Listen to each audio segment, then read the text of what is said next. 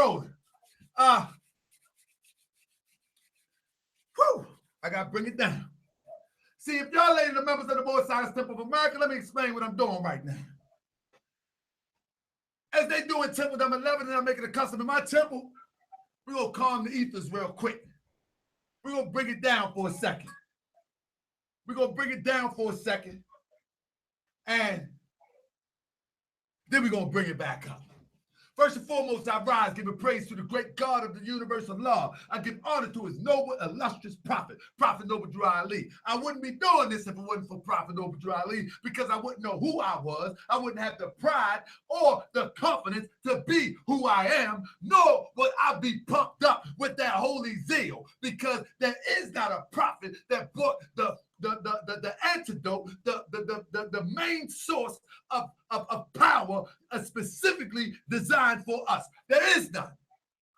We got one designed specifically for us, and that is Prophet Noble Drew Ali. I give honor to the Prophet Noble Drew Ali.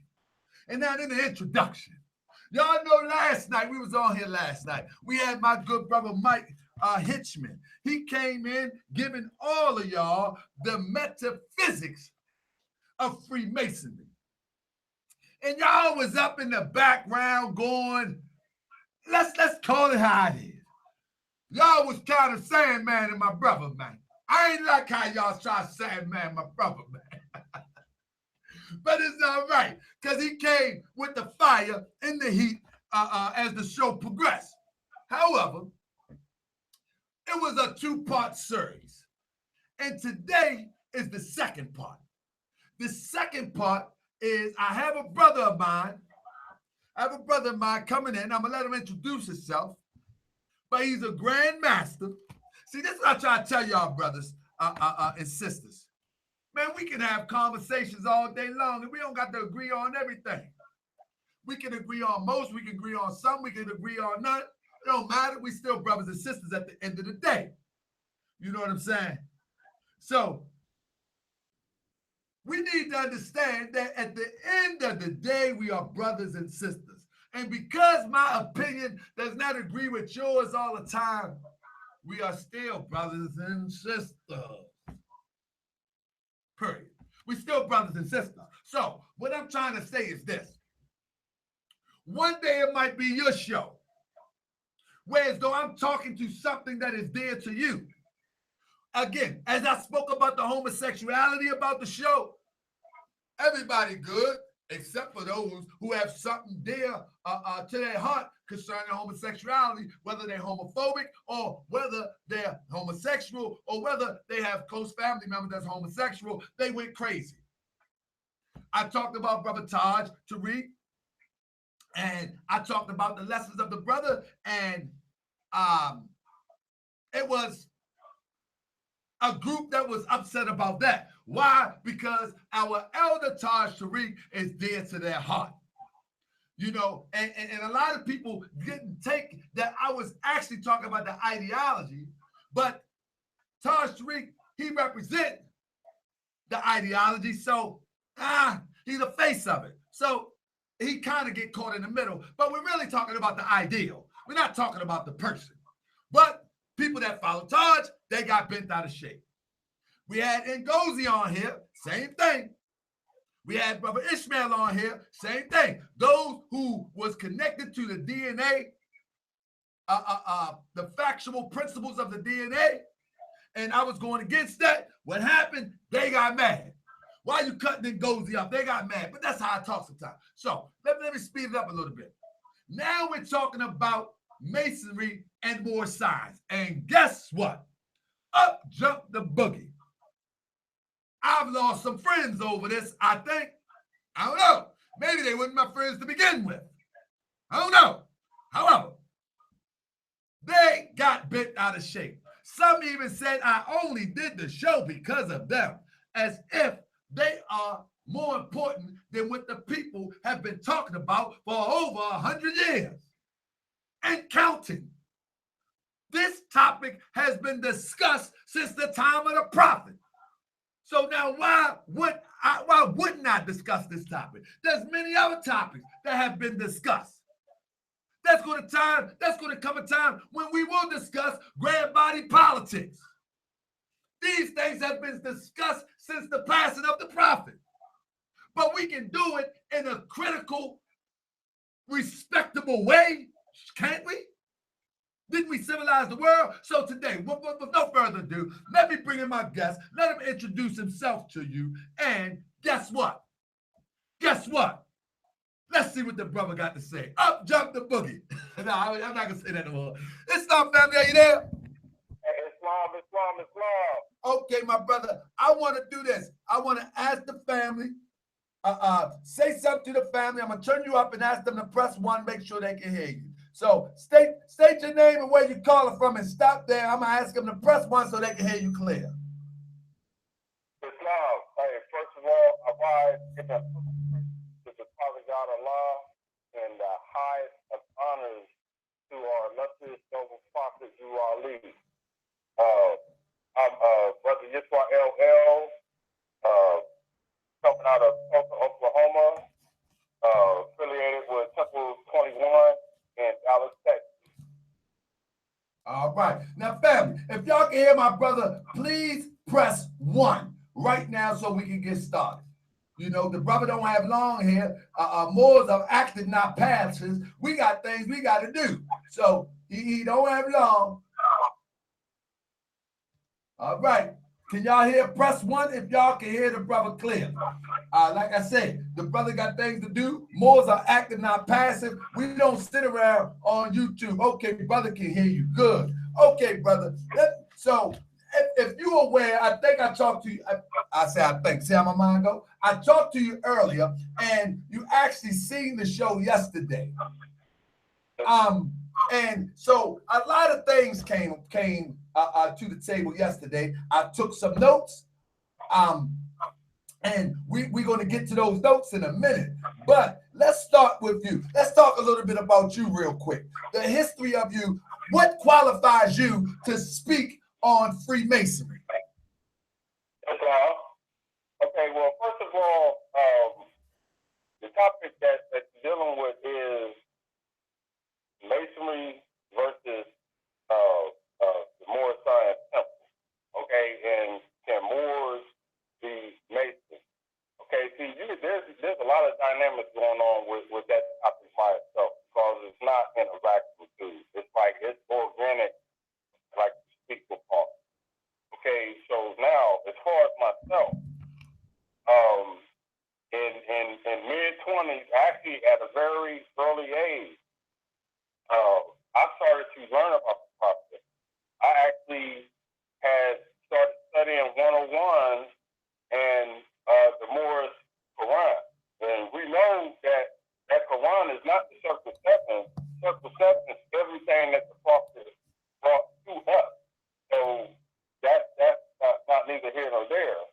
You know, but I had to put that information out there because a lot of people think that Quran is the circle 7. No, the circle 7 is all of the laws and everything else. There's a lot more that goes along with that.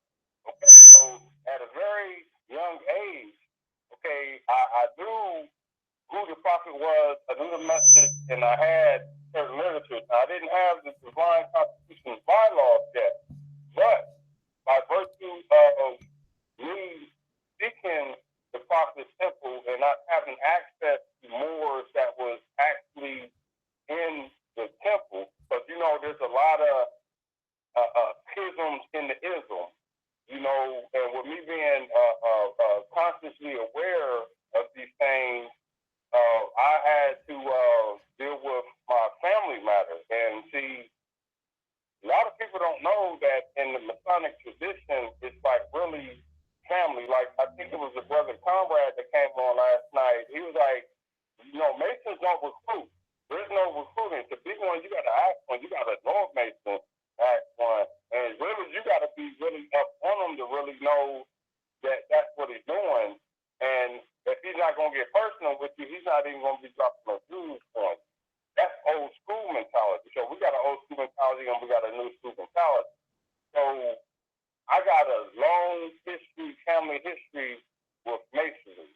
Okay, so way before I ever came into the temple, a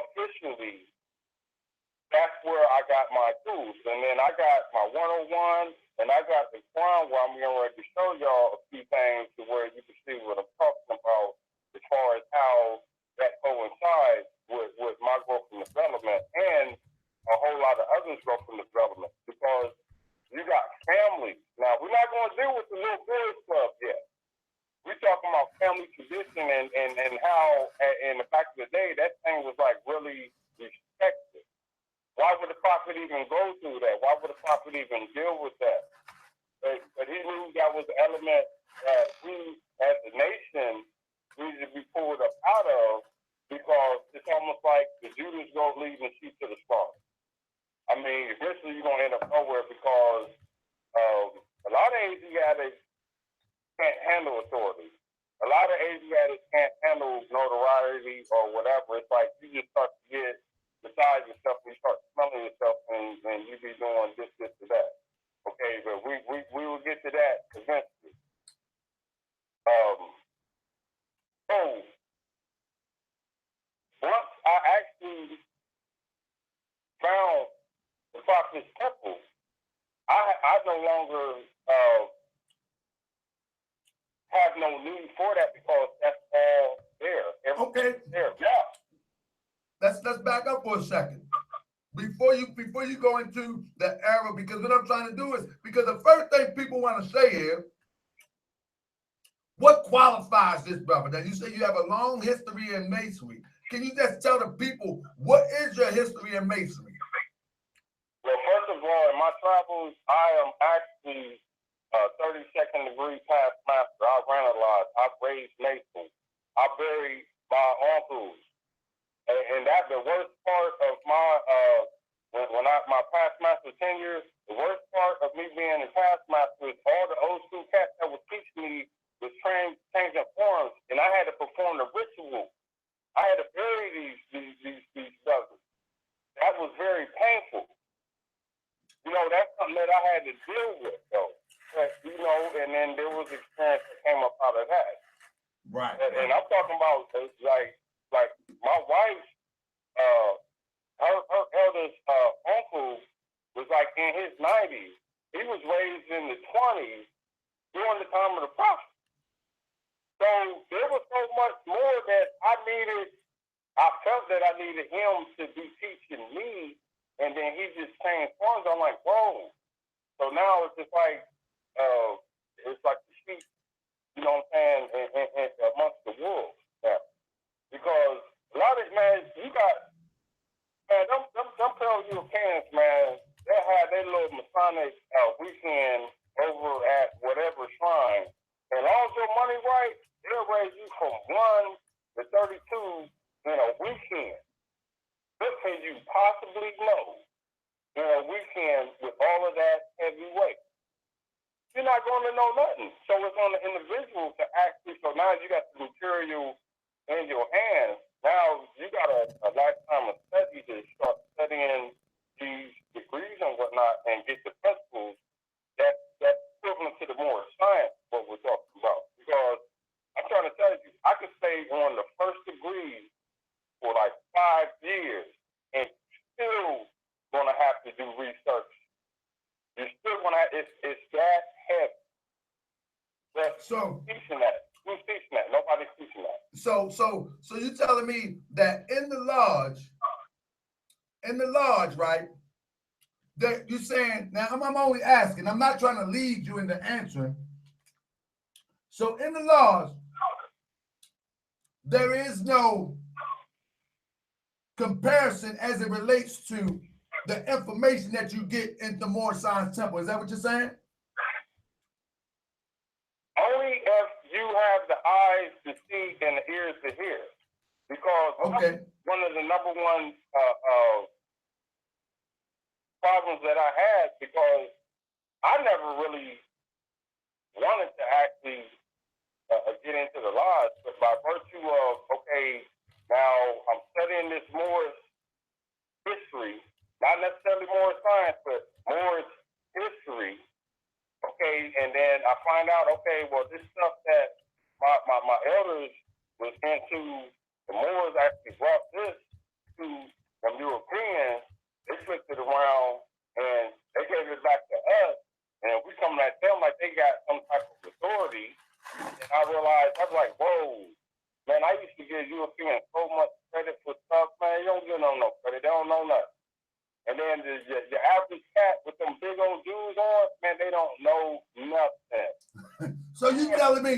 telling me that we have people masquerading as if this is some high science or high degrees. It's a masquerade ball.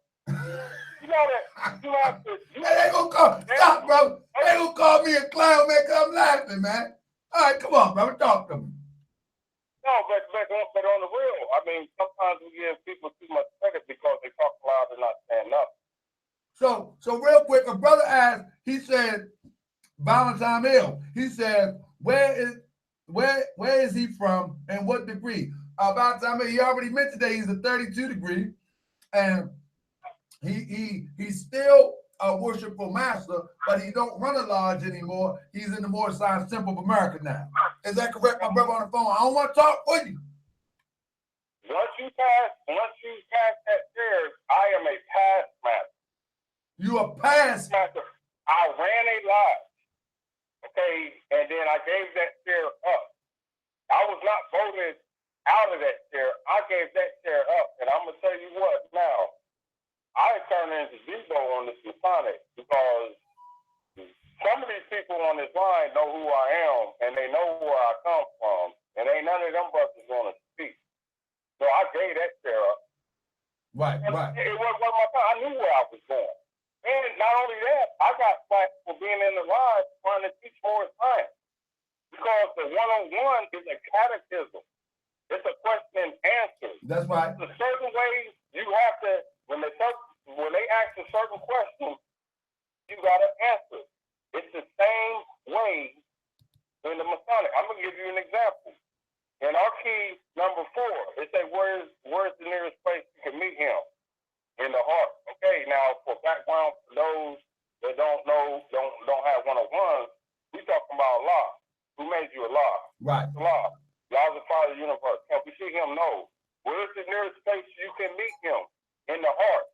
Okay, so now in the Masonic, on the first degree, where was the first place you was prepared to be made a Mason? In the heart. Woo! Woo!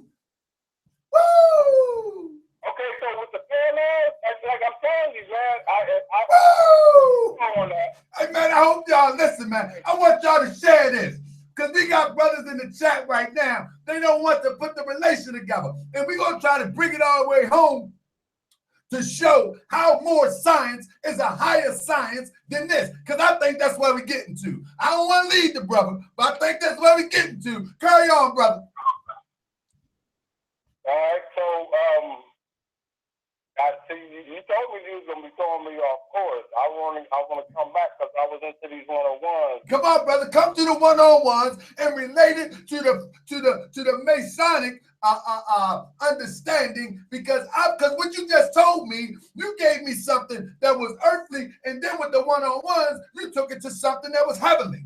So I'm going to put this in. Come on, brother. Let's go. So now I'm gonna give you something. So back in the day, now they're not taking it serious no more because a lot of these cats is like on this boys club stuff, and it was never nothing like that. I mean, it's like respectability, dealing with that Masonic game. Back in the day, I'm like way back in the day. I'm not talking about right now. Way back in the day, you don't have that right now. I'm gonna give you something on protection to do. I'm gonna give you something, but it's almost like equivalent rites of passage that we don't have. That you said we don't have. It's almost like back in the day, you know, mama's crying, but she already knows what young ain't gotta go through. Pop's like, he's gonna grow up and be a man and send him off. Okay, and then he goes out into the wilderness, and then he's just like gone for 3 years.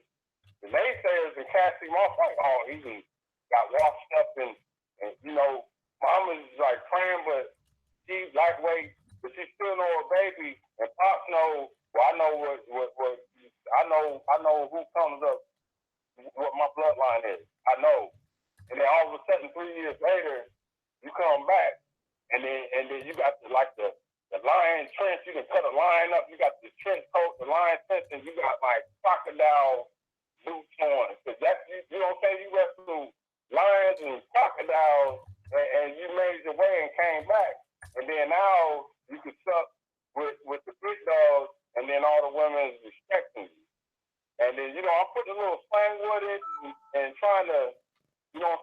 but that is what it is. I mean, you got to take these principles and you got to go out into life and you got to, I mean, you got to conquer everything that's going against you, everything that you're putting against yourself. Because 9 times out of 10, because you know, we got a higher self, lower self. We put our lower self first. And that's why we be in the discrepancies that we be in. And the more, you know, already know how you already know how we think. You know, we got to do that lower self. I mean, the lower self might pass away one day, but the higher self never won't pass away. Truth don't never change. Right. So, bro, when you was breaking down, I like that degree, bro. But I did you. I'm one of them type of Moors, man, that I love to discover new stuff. You know what I mean? I love to discover new things. You know what I mean? I'm about to give you something. Yeah, because the people here, man. Look, this is the thing. Let me say something real quick. The people in this chat right here, these are my brothers and my sisters. I'm telling y'all, whether I agree with you or whether you agree with me in whole or in part, we are brothers and sisters. Y'all can think this is smoke and mirrors. It's really not. It's not that serious to me. You know what I mean? It's not that serious to disagree with you and dislike you over some information. It's only information. I got a poem coming with that time too, but that's something else. Don't worry about that. But what I'm saying is that it's only information. Get mad, get in your passions. Don't worry. I'm going to keep coming with cutting edge information to challenge what you believe and what you think is factual. Let's go. Talk to me, brother. Break something down to me in the family. Okay, so now I'm going to parallel the protection of the Jews with something that's written in chapter 5 of our Moorish Science. Okay, so you got the compass and the square. Okay, so with those compasses, you're supposed to be circumscribing your passions to keep you within due bounds with humanity. That means you're not getting ready to go out and do no crazy stuff. You know what the scenario is right now? I'm going to stay within those bounds. Right. And with those squares, that square helps you regulate your actions accordingly to what you're supposed to be doing. So now, when I go into chapter 5, and then first of all, I'm going to go a little bit ahead, and I'm going to go to ayat 13, but I'm going to give a little bit of background on chapter 5 because everybody's not versed in our Moorish Science. Okay, in chapter 5, you know, Jesus 12, they had just celebrated the power. Hold up, brother. Can you stop for 1 second? I'm looking at the chat. Brother, can you really break down this for me? Hold your thought. Write a note or something, please. I got to check this. Okay. So a sister in here saying that she's a York right. Another brother is saying a York right, how? Okay, whoa. You said York right, what, how? A sister says that she a York right. Okay, go ahead. So another brother comes in there and says, how are you a York right? Okay, I can explain that. Okay, now I'm gonna come back to that like real quick. Yeah, go ahead, brother. Do your thing. I love this. I love information. Go ahead, brother. Okay, let me bust it down. Now, okay, because when she says she's York right, I know exactly where she at. Okay, so now pick this up. Okay, so now Joseph and Mary, they're traveling because I'm not reading the thing. I'm trying to, break it down real quick so I can get to the scripture that I'm actually getting ready to read. Go ahead, my brother. Teach, brother. They traveling back home, right? And then all of a sudden they notice, they're like, man, where little Jesus at? And I wanted to say, little gully with it, hoodish, but I'm just doing my passion. They're like, where Jesus at? And they turned around. And then he went all the way back to where they came from, and he up in there debating with doctors and lawyers, checking them, giving them baths, and, it's just like,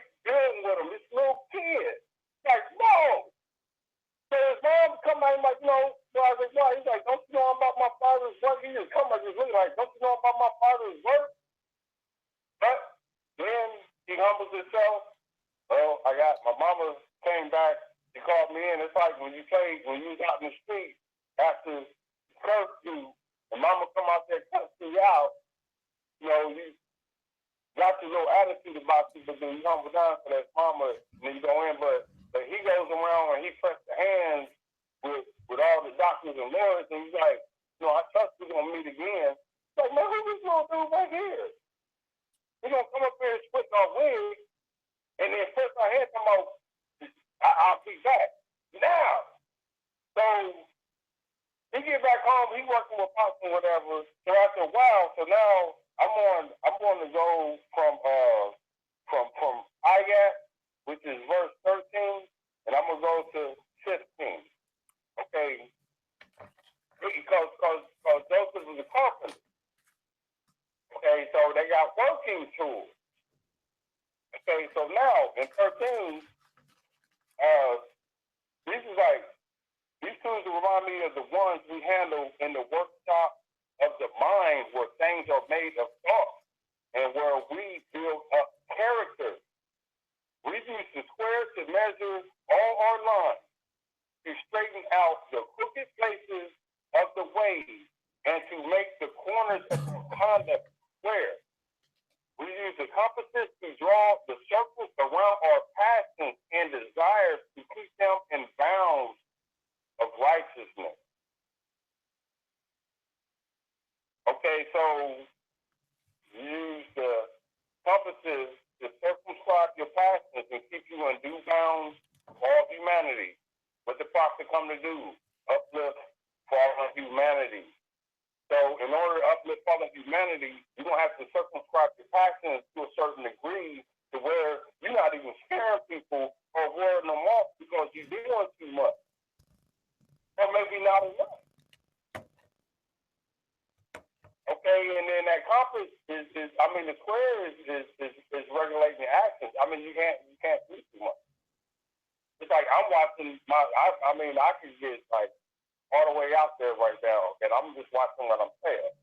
So I'm regulating my actions and governing myself accordingly. Now, I'm going to put one more thing out there because we talking about compass and square, and in Masonic, you don't get that compass and square all the way fully exposed until you quote-unquote master Mason. But you're not a master Mason at third degree master Mason. You're not a master Mason until you get to seventh degree. So then we got circle 7, master Mason really at seventh degree. Okay, so the first thing you're going to hear in the seventh degree, and this is coming out of Isaiah 42, 16, out of the Bible. Okay, so now I'm going to camel back on Ayat 14, where he was like, we use the square to measure our lines to straighten out the crooked places of the way. Okay, so now straighten out the crooked places of the way. So in Isaiah 42:16, this is what he's saying. And then tell me this ain't the prophet right here.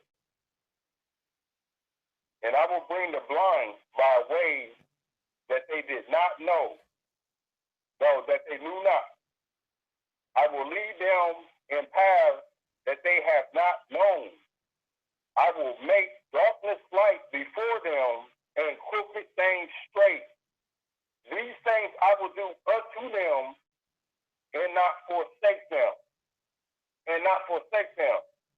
So when the brothers is dealing with them oaths or obligations, like you got a big problem, and no disrespect to the brother, whatever. I'm not trying to stir that up, but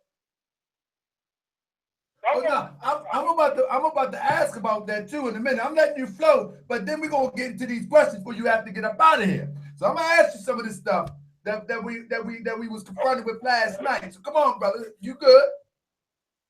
Okay, so let me continue where I was at. Okay, so now with the obligation thing, okay, first of all, I took an obligation to oppose the truth.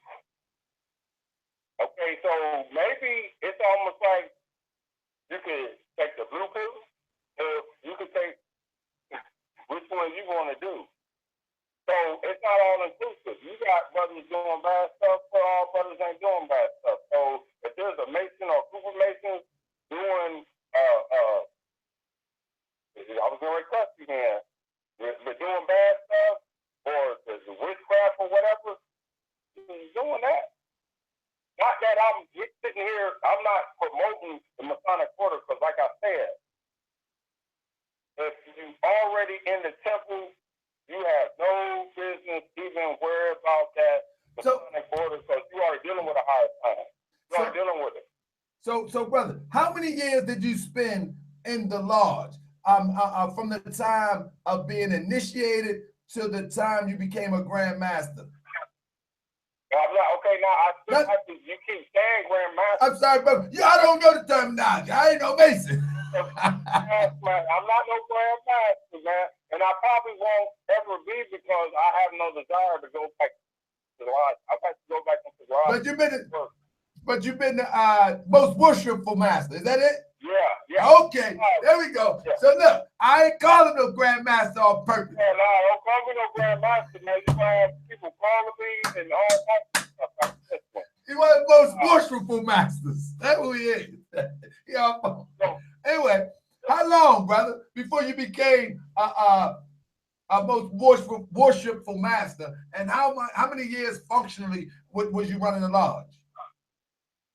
Recapping for those who just came in. Okay, I was raised in 2003. Okay, so 2003. I became Master Mason in 2003. Okay, I got you. So we're talking about a Master Mason in 2003. Now, when did you decided that? Well, I know a little bit about this Moorish stuff.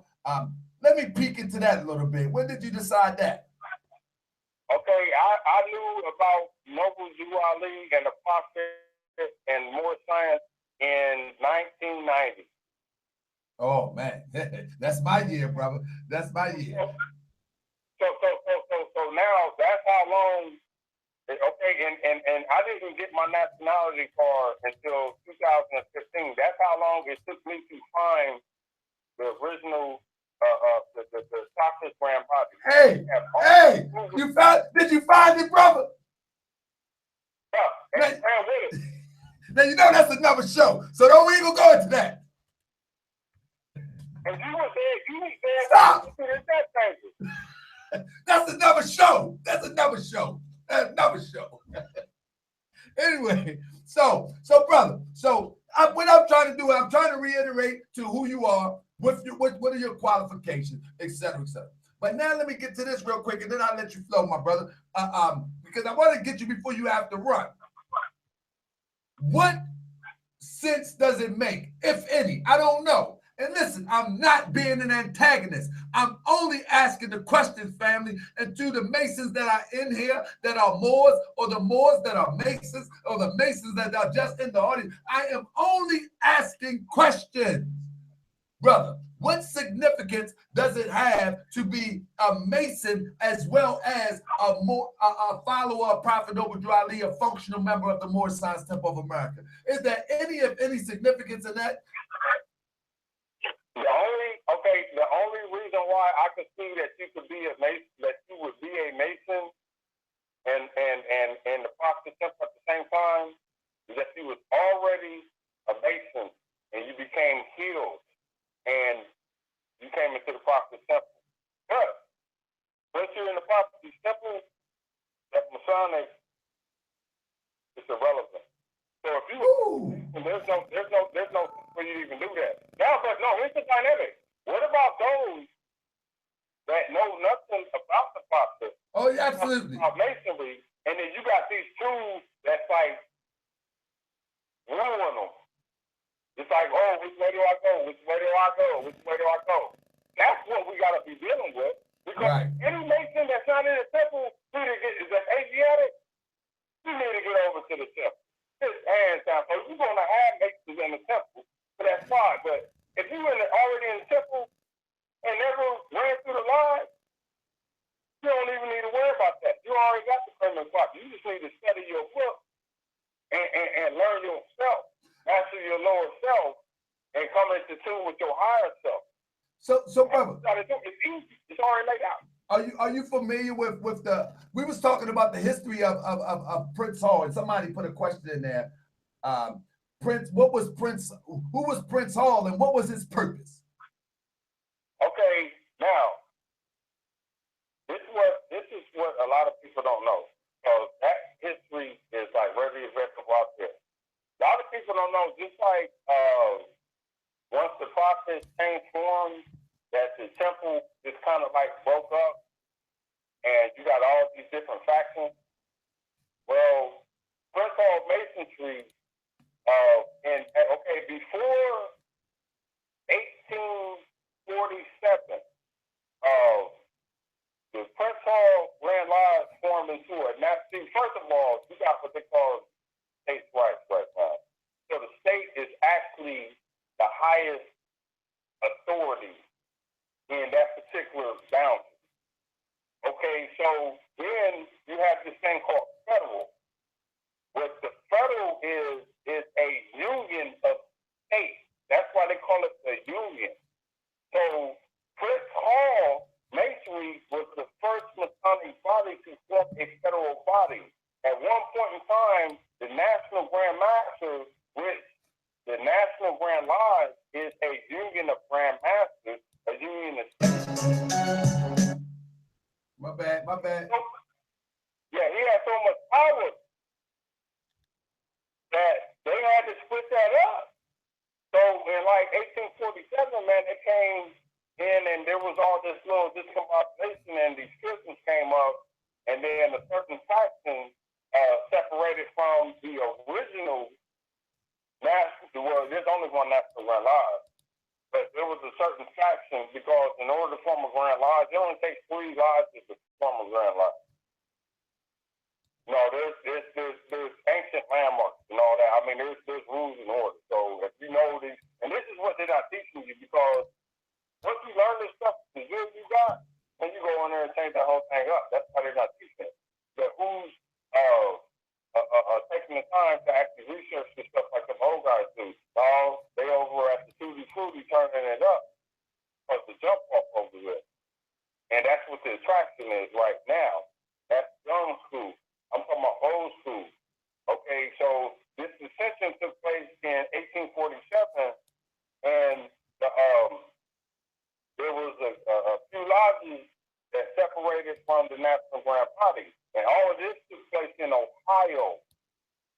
Okay, and I think one of the lodges was out of Pittsburgh or out of Pennsylvania. I think it was in Pittsburgh, but Pennsylvania and Ohio play a big part in the what they want to call. You know, we don't deal with black, Negro, color. You know what I'm saying? Ethiopia, none of that. But for the sake of communication, them African American lodges where the dissension started was in Ohio, and Philadelphia, not Philadelphia, but Pennsylvania played a part in it, and they formed the affiliate Grand Lodge. So once that affiliate formed that Grand Lodge, then that Grand Lodge had that power to actually started chartering. So unbeknownst to a lot of people that want to argue about, well, y'all doing this, y'all doing that, you don't know that once a Grand Lodge is formed, that Grand Lodge has highest authority. Never mind England. Stop giving them pale Europeans credit. Y'all need to stop doing that. Stop giving them credit. No, that authority comes from people that look like you. But and to get started, did it start to having to get a charter from a European? In the beginning, I'm asking. Well, now you deal with that story of Prince Hall and how you couldn't be a Mason if you were a slave. The underlying thing is, dealing with Masonic principles, the reason why they never wanted the original masters to be in their lives because we took over. Because inside of a Masonic lodge, everybody teaches. It don't matter if you're a doctor, lawyer, cop, or whatever. You take all them medals off, When you meet them outside the door, everybody's equal brothers. They're not going to see you on the same level. But I'm going to tell you something right now. A true Asiatic lodge, a fellow European could never sit in that. Would never be able to sit in a true Asiatic lodge. So again, did in the beginning, all I did, because what I'm trying to do, the Prophet Noble Ali teaches us that the mastermind traces himself back and thus he know. So, did our people have to go through a European to become quote unquote a Mason in the beginning, early stages of the Masons of quote unquote African American descent, Moorish descent, Negro, whatever they called themselves back then in the early days of Freemasonry? In order to actually be recognized in that commercial system, that's why Prince Hall took that route to actually get that paperwork so we could start doing a certain level of commerce and then start getting some, you know how we always be spending money and it goes outside of a community and nothing comes in? Well, with that certain type of recognition, you got commerce coming in if you're doing it right. But there's always been lodges. We've always had lodges. Always, just from time immemorial. Oh, no. But I know what you're saying, but yeah. In order for them to tap into like that uniform commercial code, yes. Okay, so he had to get recognized by them. He had to be recognized by them. And brother, this is not a shot. Anybody. What I'm trying to do is I'm Prophet Noble Ali to the fullest. And if I trace something back that was designed by the European, but stolen from us and then flipping designed by the European, I'm suspect. And so when you said on this show that once you become a Moorish American Master, will you join the Moorish Science Temple of America, that is unnecessary. You know what I mean? I'm on that type of thing. I'm on that type. But I'm not knocking nobody who don't believe that, but that's just me. I believe that Prophet Noble Ali is a holy and divine prophet, sent from God, uncut. He has the highest degree of understanding and saving power that ever could touch the planet Earth at this time.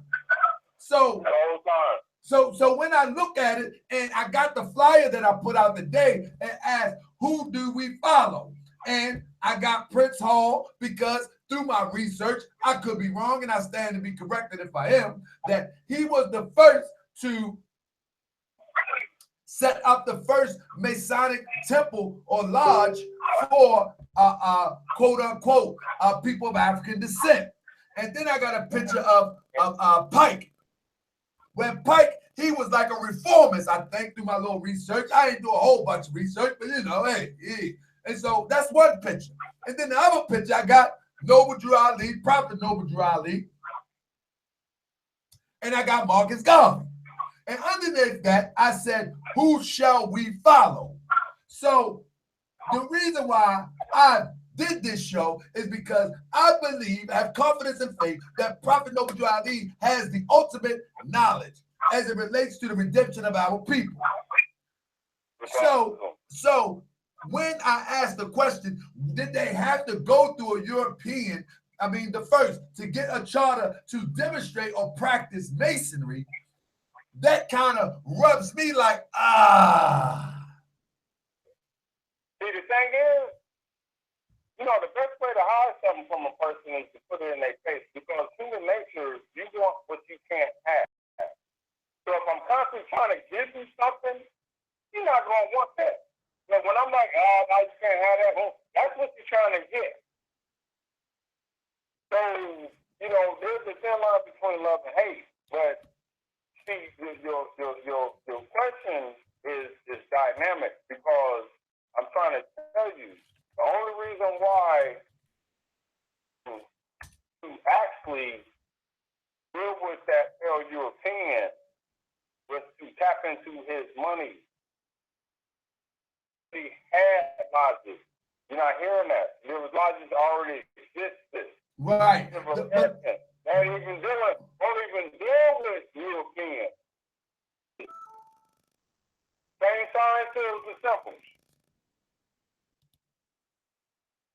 Tapped in there. Okay, but then they want to kick them out of their land and make them march all the way over here to Oklahoma. Well, I see. I got you now. So brothers was demonstrating masonry without the approval of Europeans, basically, and then Prince Hall went forward and got the official approval. Is that what we're saying? No, because as far as clandestine lodges is concerned, the American lodges are the biggest level of clandestine. You got to remember, they were renegades from England. You got a whole bunch of murderers, thieves, criminals.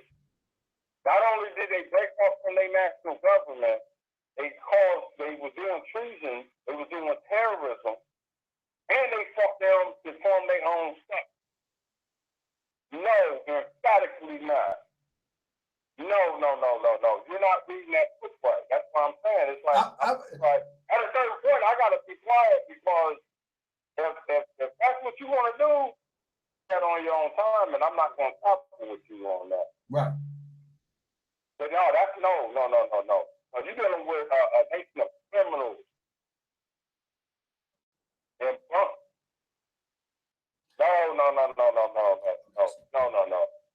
No, don't give them so much credit. Y'all need to stop doing that. Thing is, what I'm doing is I'm looking at the historical marks.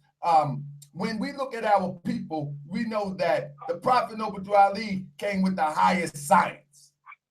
Exactly. The highest science. I'm looking at someone in the chat saying that a brother is a god of the Freemason demonstration. He says brother is past 33 degrees. I don't know what that means. But my thing is that nothing is higher than a prophet, I don't think. Yeah. I don't think so. Okay, now let me give you something. Okay, now let me give you something now. Okay, now you the witch there. And I do got a little bit of time. Okay, so now you got Prince Hall. And then the brothers the other night said, and that wasn't his real name. At the 32nd degree, the title was Prince. Okay, so then you cross over into the shrine, and this is dealing with Masonic. Cool. Okay, so anybody that is 33rd is illustrious.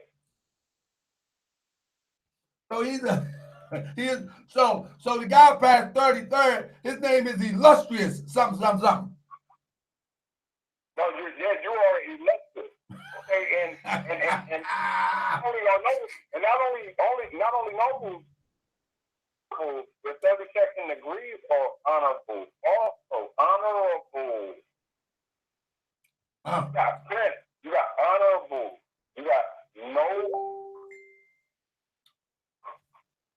And you know what? See, you gotta just, it takes one to know one, and like I said, I'm gonna tell you the truth. I should tell you the truth. I want to keep you in the dark, and we got bills to pay. We got money to pay. No, we make more together than I would by myself.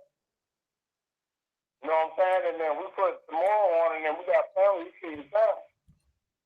So, brother. Now let's get to the meat of the discussion. Now, I joined the Moorish Science Temple of America some time ago, right?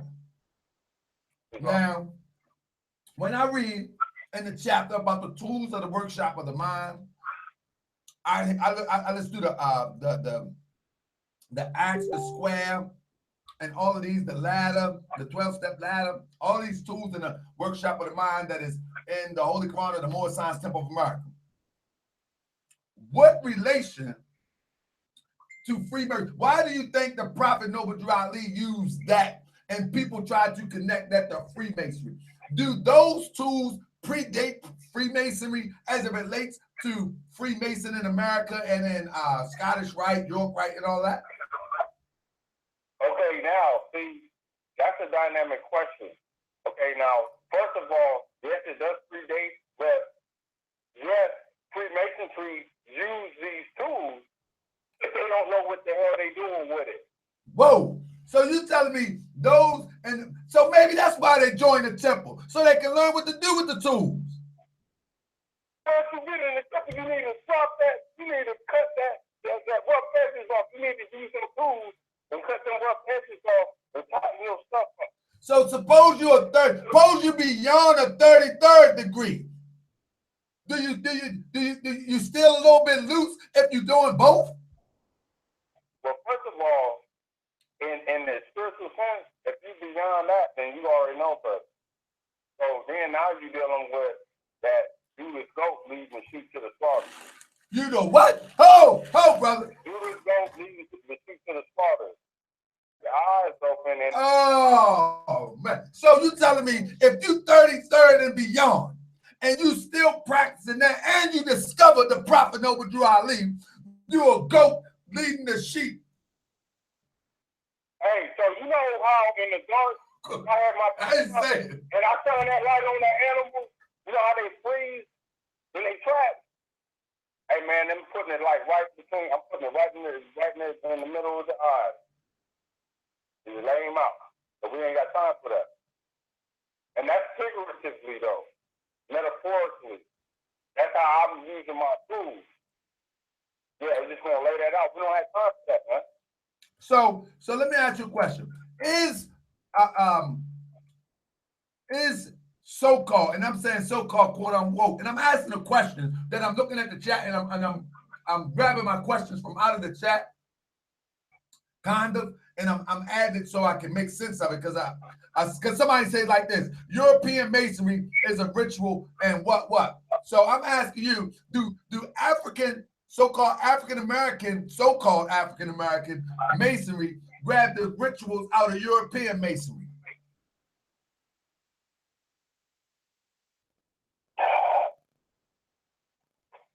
Can you hear me? Yeah, no, I hear you. I mean, that's a dynamic question. Dealing with, because anybody, okay, now I'm really putting it all out here now. Anybody can go to Barnes and Nobles and get a Duncan Christmas.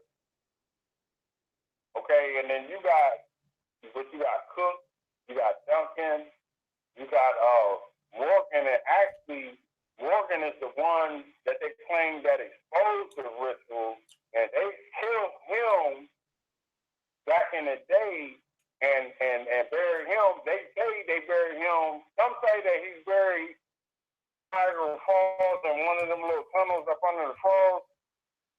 Some people say he's buried up under I think it's Wrigley Field. Who knows? These is all hearsay. But so the ritual is exposed. There is no Masonic secret. So when I say I'm not going to tell you no Masonic secret, that means I'm not lying to you, because how the hell am I going to say that I'm telling you the secret when it's not one? Everything is exposed. Everything. It's on you. It's like Google. Put the right thing into the search engine, you're going to get your answer. Right, absolutely. The right question. That's the problem. You're not asking the right question. You know what you're saying. You learn too much at one time. It's by degrees. You need to start down there at that bottom course. You have no foundation. First of all, you can build a whole bunch of knowledge up, and then you're going to sink to the bottom if you have nothing for it. You like a mule with a bag of bricks on his back. Just like walking to and fro, just like stressed out. So let me ask you a question. Do you think Freemasonry or Masonry, whatever, I don't know the difference. I'm going to ask you in a minute. Mason or Mason, what's the difference, brother? Let me get that out of the way. I mean, okay, formally, a Freemason or a Mason, and what's the difference? Owner. I own my knowledge. Now, I will set out blueprints for them boys to build with. I'm trying to tell you, I already came in that game already knowing what I was doing. See, it's not really fair. It's fair because I'm actually giving it to you. I didn't come in there like that. I already knew. It's like high birth. It's high birth. I know I didn't come in there like that. I already knew what I was doing. So somebody asked, is a worship, this is a friend of mine, Conrad, is a worshipful master a 3 or 4 letter Mason? I don't even know what that means. Any 3 or 4 letter Mason can be a worshipful master. A worshipful master is simply one who presides over the lodge. He's like the chairman of the lodge. And you're voted into that. And it's by years. You could be voted out. I gave the chair up.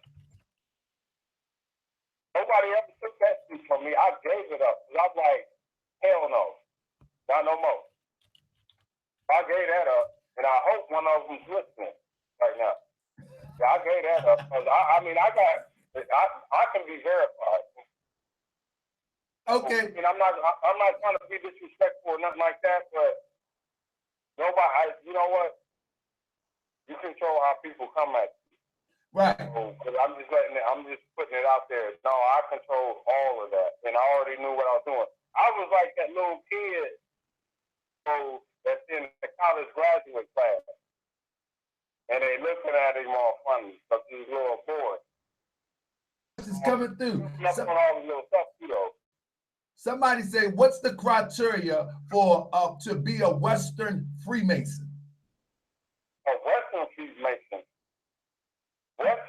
Western Freemason. Western? Now I don't know nothing about that. Western, like best Western Freemason. Yeah, no, I never heard of that. And I'm gonna tell you something. I was trying to deal with the sister saying she being York White because York White is Prince Paul originally.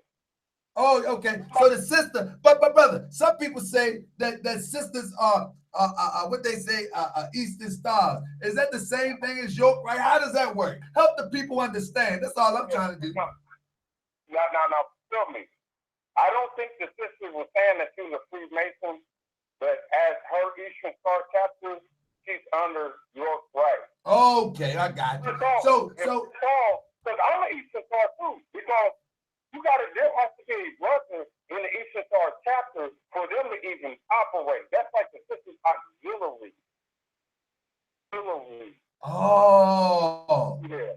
Oh, so Eastern stuff. Because I heard somebody in the chat say a sister can't be a Mason. No Mason, but you said she came up under the York White order. Her chapter is York White, which is Prince Paul. York White is PHO. That's Prince Paul original. I'm gonna tell you the difference between York White, and then the regular PHO. Okay, PHO and PHA. PHO, you're gonna have to get all of those degrees before you get into a shrine. Okay, PHA, you can just get 3 degrees and go straight to the shrine. You can get 3 degrees and go straight to 32. But in PHO, you ain't getting no 32 without being on Night Temple. You got to go up that York side. Night Temple is York side. Come up the other side. You got to get all of them. But, you know, there's a lot of discrepancies and whatnot, and then there's that might be, we might talk about on and outside this time. All right, I got you. So somebody else said, let's see. Somebody else said, brother, you can carry on. I'm looking for these other questions where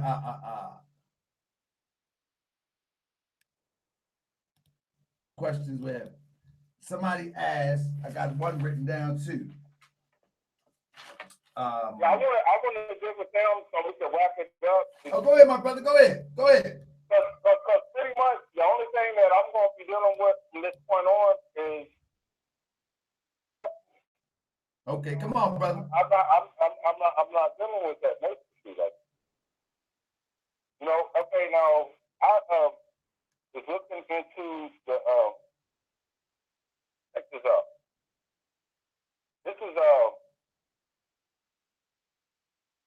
This is in the literature of the prophet. Pardon me.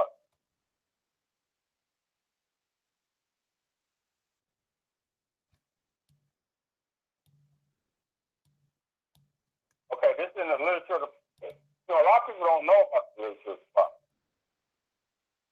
Okay, prophet warns all Muslims to be read in every meeting. I hereby inform all members that they must end all radical speeches while at work, in their homes, or on the street. We offer peace and not destruction. Stop flashing your cards at Europeans. It causes confusion. Remember, your card is for your salvation. Failure to obey these orders will be of severe consequence. We offer love, truth, peace, freedom, and justice. And when these principles are violated, justice must then take its course. And that's an automated Islam thing. It just automatically happens. That's not like the group is coming on. No, when you start agitating things, karma comes back on. So that's one of the virtues of us even having these discussions. And I was willing to even come out tonight and even speak on the subject matters, because we need to start studying this stuff and stop all this conspiracy stuff. I mean, really, there's a lot of things going on, but there's conspiracies every day. And then one thing that I was dealing with, as far as like with the oath, all that. That's what I had to get back to, my brother. The oath. Bro, yesterday, a brother said, I got to get that question in. Yesterday, a brother said that Masons do not take oath. They give shoot. What did he say? Not an oath. He said obligation. I just listened to it, man. I told you I watched that before I came on there because I had to work last night, so that's why I couldn't come online. So my thing is, do Masons take an oath?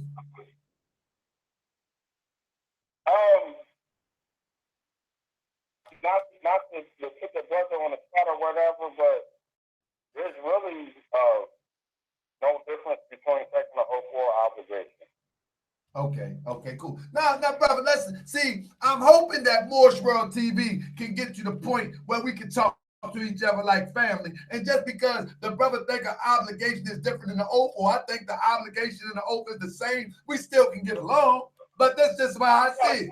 We gotta come to the truth. See, the thing is, I'm not arguing to be right. I have the truth, and that I'm arguing the truth. So I don't know what this is all about, but 3 people didn't ask me now. T. Chanel, Conrad, and a couple of them, I think 12 people. They say, are you a 3 or 4 letter Mason? Are you a 3 or 4 letter? Actually, I'm a 5 letter. Actually, he's a 5 letter. Conrad, Tia, he's a 5 letter. That's all original. It's 5 letters. I don't know what hey, they got me spooked out. I don't know what's going on. Yeah, I think the thing is, nobody know that. I was just trying to look at these symbols and all that. Y'all know nothing about the history or that. And then you're dealing with half. It's like half-assness. Let's just let me be frank while we can write those up. So it's a lot of half-assness. So look. So when he's saying he's a 5 letter, I think he's referring to spelling Mason. No. Is that what you're referring to? No, the free and accepted York White Mason is the original PHO. 5 letters, ancient free and accepted Mason. Okay. That is free and accepted Mason. Because this brother trying to talk about you ain't no Mason because you say 5 letter. No. Oh, when that sister said she was York White, she was saying she was PHO. No, but when you said that you were 5 letter, they talk about act like it ain't no such thing. Well, that they have to deal with that on their own time, bro. Exactly. Peace. I agree. Hey, so bro, I know you're gonna have to wrap up here. So let me let you run with it a little bit, and then I'm gonna give a few more questions. I ain't gonna hold you up, my brother. Oh, as I really, I appreciate the brothers reaching out and my brother Salikel, man, he done put me to the task that we have been building for a minute.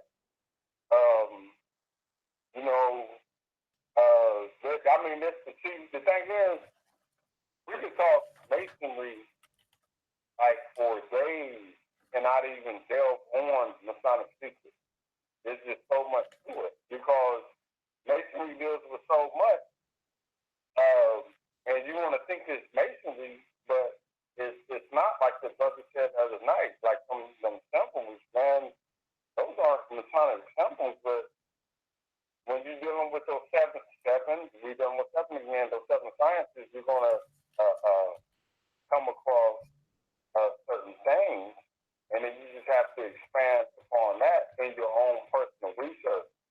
See, there's no generalization of none of this. Everything is a personal thing. It's a growth and development for the personal individual. And once you can respect that, then you actually can begin to be able to have the capacity to live amongst humanity in a civilized manner, because everybody's different. Everybody don't have to be like you. You know what I'm saying? What you eat don't make me go to the restaurant. That's right. That's right. So, and then that's just how we roll, you know. So, brother, let me say one more time. You telling me, and I want to make it clear, that once I enter into the teachings of the Prophet Noble Drew Ali, and I want to say this right, that it's really unnecessary to be in a lodge. Okay, now. Why? Because my thing is, I'm looking at all the good things they do in the lodge. When I was researching up Prince Hall, he created a school in his house. He was feeding people. The Masons do a lot of charitable acts. And so I'm saying to myself, if you are in a fraternity or in a lodge, leave that and bring that with the Holy and Divine Movement. Okay, exactly. Okay, now this is what I said. Now, I hope you are recording this because if you can rewind it. What I said was, if you are not a Mason and you are in the temple, if you're in the temple right now, there's no reason for you to join Masons. Woo! Oh, okay, now hold up. Now, if you are a Mason, it behooves you to come into the temple. And once you come into the temple, there's a lot of stuff you're going to be leaving alone because people you're not going to be associating with because they're not going to come into the temple. And we know about higher self and lower self, so you're not getting ready to go back to your old school ways. That's one dynamic. Those are two dynamics. But that person that already been there and is over here now with the perfection, there's a power in that person because you know how to speak to certain people. Okay, that's one thing. Now, this is what we're dealing with. We're dealing with those that are nowhere. Which way do they go? I'm always bringing them towards the temple, but some people gravitate towards this place, some people gravitate towards this place. So if you got a long family history of Masonic, like I did, and you didn't know where the prophet was, you're probably going to go there, especially if you're seeking some type of salvation. I mean, on the other side, some of them go to church or whatever and be doing this or that. But those are the ones that got to figure out what they want to do. But if you're already in the temple, you don't need to worry about becoming a Mason. If you're Asiatic and actually studying the science, it behooves you to come into the temple. But see, the thing is, once you come to the temple, man, it's just certain things. It's like, it is what it is. I already know what it means. You can't, I can't say I'm not a former Mason. You can't take my experience away from me. I'm not lying to myself. First of all, I'm never going to lie to myself. I'm true to myself like 100% of the time.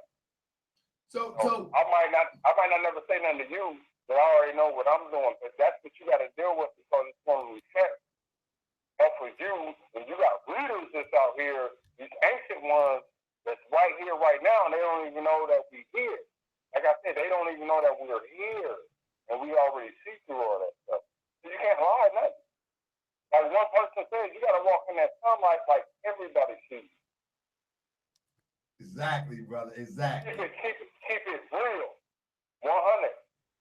So somebody says, brother, if you got a minute, somebody say Moorish Science equals Masonry.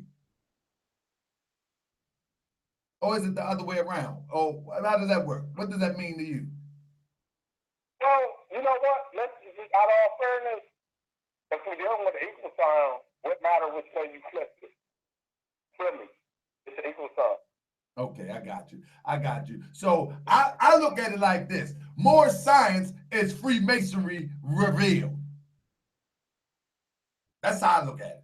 You know, and what I mean revealed is the prophet said, keep the doors open, I run them in. Ain't no anybody running into no lodge. Ain't no anybody running into no lodge. I don't care if you have Asiatic descent. Matter of fact, the brothers out in Khalifa territory, they let a European come up in there and get some degrees. I don't know nothing about that, and I see that. I just said that's it. But no, I'm just saying that's what they did. I don't know nothing about that either, but that's what they did. But what I'm saying is the Prophet Noble Drew Ali, he put it all out there for everybody to get it. You know, and he didn't get it from a Mason, so to say. This is our science. It's ours. Taught to the Europeans. Some Europeans stole some took it, made it their own, whatever. But it originated with us. Period, point blank. We get that. We get that. You know. So brother, we're gonna wrap it up with this. It's 8:40 on the dial. I don't see too many more questions coming up. I know a brother kept asking, was you a third or fourth? You say you a fifth. But the best part, the highlight of the show was when you said, and that's what I believe. This is why I believe in my brother. And I said it last night. If we say that we have been visited by a prophet of God, why do we need the rest of that stuff? I'm not saying if you still need it, it's good. Go ahead, do your thing. But I'm talking about somebody connected to the source of all things in existence. Why am I carrying all this extra baggage? You feel what I'm saying? Hey, that's like how you got to take some battery cables off and clean that little cord off of them. Yeah. Clean the little post and then put it back down on there. You got to solid connection. Sometimes you got to rework the stuff. Right. Well, brother, I don't see nobody in there. He said, T-Duck said Mason's Brotherhood. They're good people. I agree. Benjamin Banneker. Was Benjamin Banneker a Mason? No? Benjamin Banneker Bay. They said that he was a Bay. Was he a real Bay? You know what? That's another show. All right. You know what? No, you good, brother. You coming back. Don't worry about that. I'm coming back. All right. So look, one more question, brother. Why do the European Masons appear to have, whether they do or not, I don't know, why do the European Masons seem to have all the money and the power? Because they respect themselves and we don't. We respect other people before we respect ourselves, first and foremost. That's just like the quote-unquote Jews. They don't go out and recruit people for their religion or their way of life. They keep that to themselves and they keep it personal. They keep it private. They keep it sacred. Right. Let that sacred. You got to start appreciating the little bit that you got, working with that and building up with that. Get your family base, keep your mindset right, keep your mindset tight, and build up on that.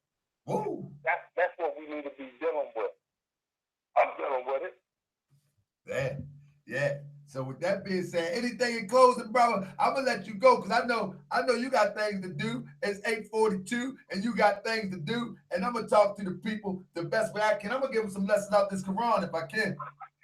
Islamism, hey, Islam, Moab, hey, peace and love, and get back at me, Moab, and much love to all the Moors and all of the visitors that was online and participated in the call.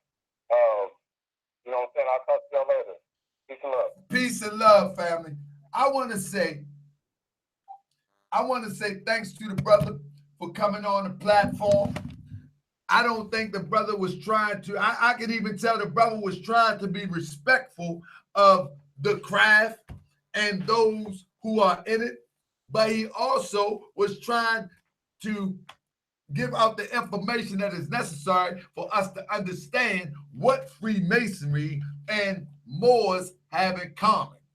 But one of the things that stood out to me is that he said, once you come into the Moorish Science Temple of America, Masonry is basically worthless. And I mean, he's not, let me stop, because I don't want to offend nobody.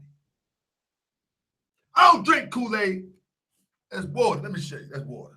Look, that's water. That's water. I don't drink no Kool-Aid. That's water. Anyway, so my thing is, I don't drink Kool-Aid, man. So my thing is, man, listen, I've been guided. I'm following a holy and divine prophet. That's enough for me. I don't know about anybody else, but that's enough for me. You know what I mean? That's enough for me, man. I follow a holy and divine prophet, man. That's it. Conrad.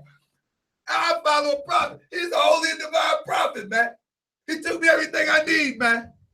But I do believe plenty of MST of A brothers are Masons, as T. Duck said. I do. But all of that time spent there could be spent building what we need for our people.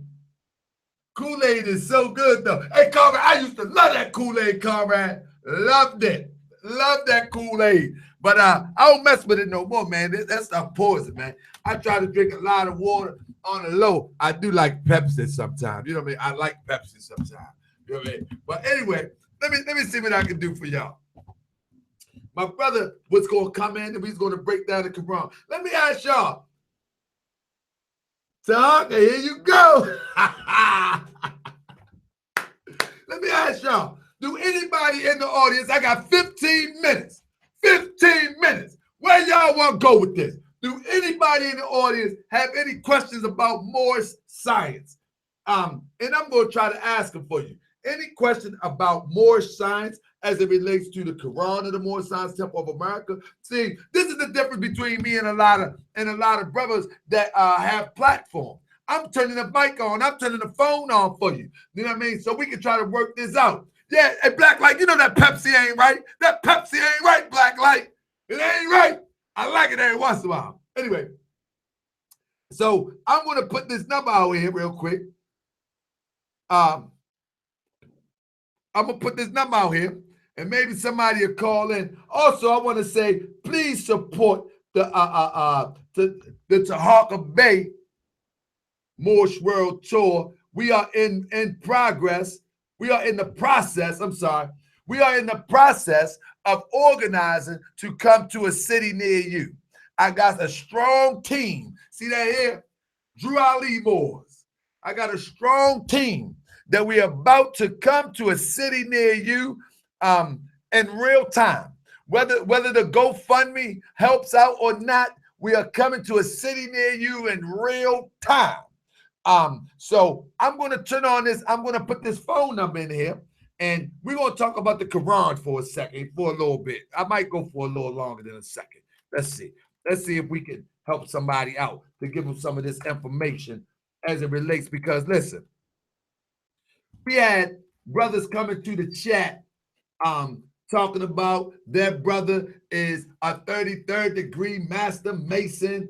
We got brothers coming to the chat. They can talk about history. They can talk about Al-Marak.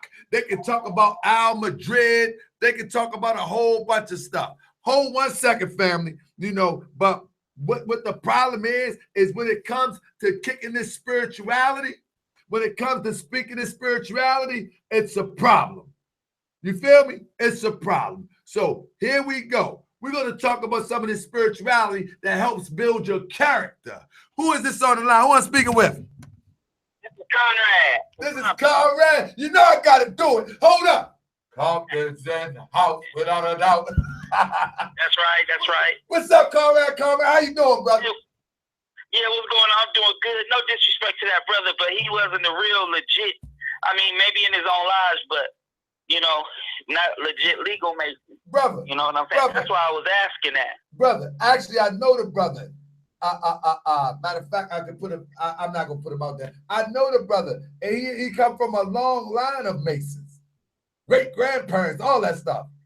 But what I'm saying, I'm talking about, like, for example, anybody, this happened before, and this happened many times where, for example, right now, you can create you a Masonic Lodge right now and just call it a Masonic Lodge and create one, and that's what happened. The thing is, your documentation has to go back to England. Like when you said, you know, you see, Conrad, I got you right there, Conrad, but real quick, Conrad. See, that's my problem. If you say, but he says he's a Moor and he ain't really functioning in that capacity anymore. If you are a Moor, why are we going to England for something? I ain't with that. Because the Moors made, like I said, the Moors, you got to understand it's a combination of, it's not just, first off, the Moors is a combination of the Arabs and the Africans who were doing business with the Europeans, first off.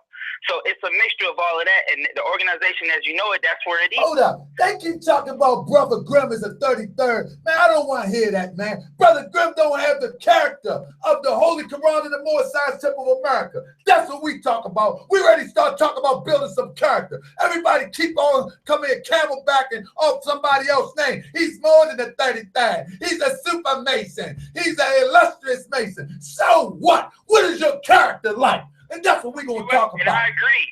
What is your character like? Keep on talking about someone. That's not you, Conrad. It's somebody in the chat. That is the third person coming in the chat. Keep talking about somebody of 33rd and their character ain't there. Their character ain't 33 degrees square. Go ahead, Conrad. First off, a 33rd degree, most of these guys don't even know what that means. First off, it depends. Depending on what jurisdiction you in, it means something different. See, you see what I'm saying? But aside from that, I have a question about the Moorish Science Temple. Bro, my problem is that people are talking about somebody is beyond the 33rd, but will get on Facebook and cuss people out. I don't give a doggone about no 33rd that cuss people out. Exactly. You good. You know, you're right. These brothers are crazy. Go tell me somebody beyond the 33rd, but have the audacity to get on social media and talk like he half crazy. Man, come on, man, with that, man. I'm about to block you off my page, man. I agree, man. And War Ready, whoever that is, he needs to chill out. Like I said, he come on, man. Some books first. He just going off the top of the head. Hey, can I ask you a question, though? Come on, my brother. All right, tell me this, because I looked it up, and I'm interested in it. I was looking up the nearest Moorish Science temples, and you know, Compton and LA or whatever.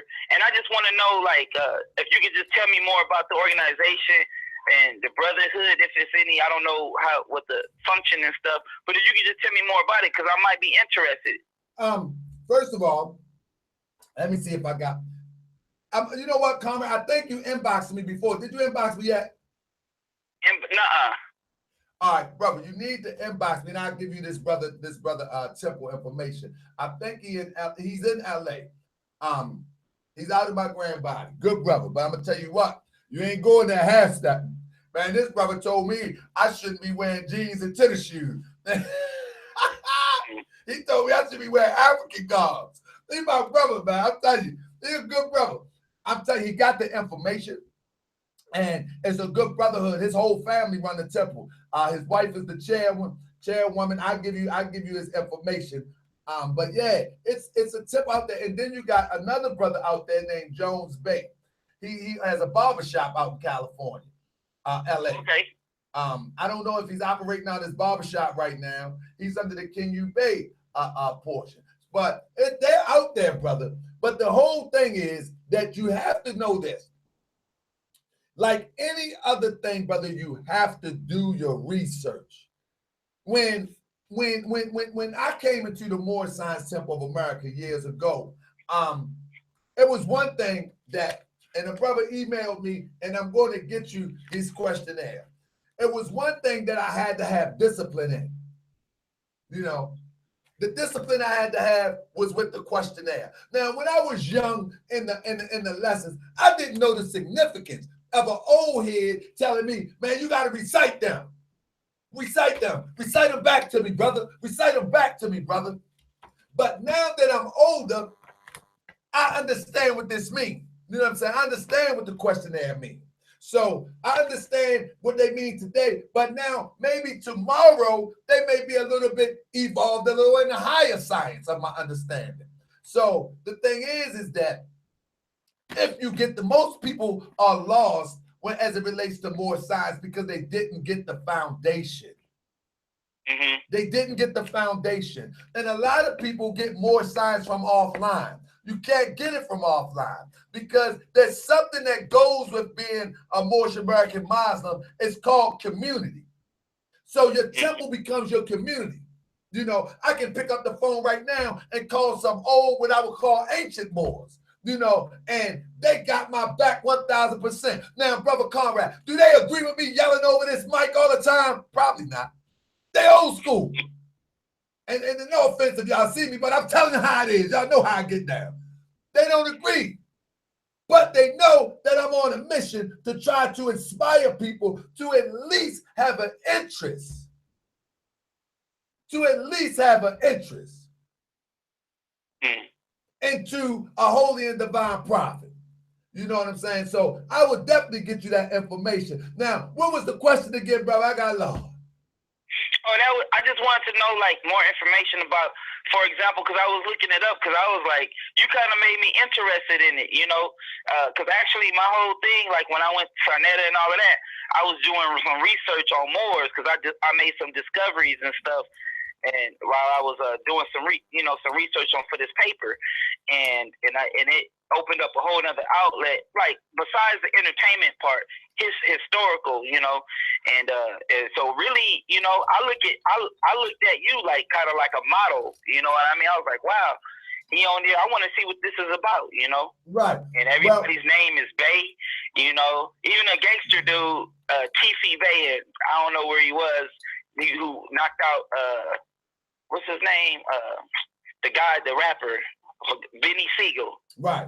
You know, but I just wanted to know more, you know, about it, like to see if they did community things in the community and stuff like that. Well, I'm gonna tell you this, brother Conrad. This is what I'm working towards. I'm working towards, and God willing, I'm working towards to be in every major city before fall. And I'm telling you, all of these guys that are debating. Are you on Facebook? Nuh-uh. Well, on Facebook, it's a community on Facebook. That's all they do. They debate. They go back and forth about what's right. They go, but ain't nobody doing nothing in the streets though. I got you. They ain't doing nothing in the streets. You know what I'm saying? So they ain't doing nothing in the streets. But they on Facebook arguing, just like this brother right now, telling me, why did I put somebody on my chat? The reason why I put him on my chat is because he was antagonizing. And then he gonna ask me, am I antagonizing Masons? No, we having a conversation. So you know what I'm gonna do? I'm gonna put him out the chat too. That's just what it is, because we having a conversation. Now, the thing is this. What I'm trying to do, brother, is really build communities. So Facebook, YouTube, or any social media is the bridge so I can get to know you and you can get to know me. And then you are willing to help me to help us so we can move forward. So hypothetically speaking, you in Compton. I said, comrade, I ain't asked you to put on a fez. You might make a fez look funny on your head. I ain't asked you to put on no turban. You might think that's back for the desert. I ain't tripping off that. I'm saying, comrade, the Prophet Noble Drew Ali has an economical plan. I need you to do the footwork so I can come there and show and inspire and teach this economical plan. And it's like taking candy from a baby once we implement it. Do you have to be because I'm not a Muslim. No, be a Muslim? That's what I just said to you. I need you to help and understand this plan. Now, when you see this plan work, you're going to know that the prophet is real. You're going to know that the prophet is real. When I show you how this plan works, because I'm imitating exactly what the prophet did. Matter of fact, it's going to happen. You know what I mean? Whether those are supported or not, because we have got to, comrade, imagine this, my brother. You in Cali, right? Yeah. I am a Moorish American Muslim. Now, when I'm a Moorish, because I'm a Moorish American Muslim, I like to be around positive, high-spirited, happy people. I don't like agitated people, emotionally, emotionally immature people. Emotionally immature people, they get all upset about anything. You see what I'm saying? They get upset about anything. You can't even have a conversation with them without them getting mad and upset. They probably cussing me out on Facebook right now and then tell another brother Islam. You see? But it is what it is. So because I'm a Moorish American Muslim, I think just like, and you heard me say it before, just like they have a Chinatown in every city, I think there should be a Moorish village in every city. So when the people from China come from China and they say, you know what? I'm in California. Where's Chinatown? You know what? I'm going to New York City. Where's Chinatown? When a person from Greece says, where's the Greek village? You see what I'm saying? So do you think those other guys help you do something like that? I mean, even if it's not Moorish, if it was African and African history, education oriented, do you think like Sonetta and Seti, bro, all those other, what I tell you, do you think they would help? Bro, what I tell you before? These guys been doing this longer than me. I've been in the temple. I've been working, trying to build my family, keep things straight on the home front. I just stepped out last February. Oh, for real? Oh, okay. These guys have been doing this. These guys have been doing this for over, Sinetta has been doing this for over 20 years. SETI about half of that. They didn't have a plan yet, brother. The odds is, I'm just saying in that amount of time, I'm pretty sure they could have built something together, right? Or, bro, that's my point. So I can't depend on them. I love them brothers for what they do, but I think their lane is their lane. Their lane is what they do. Sinetta inspired me to do this. Sinetta inspired me due to the fact that he was putting people against the Moors. And I'm like, oh, no. We need to have our own platform. I saw the Reggie versus, was it Alan Bay? I forgot his name. Brother Sharif Bay. Yeah, I didn't agree. It's funny because they kept on saying he won, but me personally, I thought Reggie won. You know, the way he talked and all of that stuff, but when you look at the educational part, I think Reggie won that one. Well, I disagree with you on that. But anyway. We disagree a lot. Hey, when we first met, we went head, we were talking about we went head up, Yeah.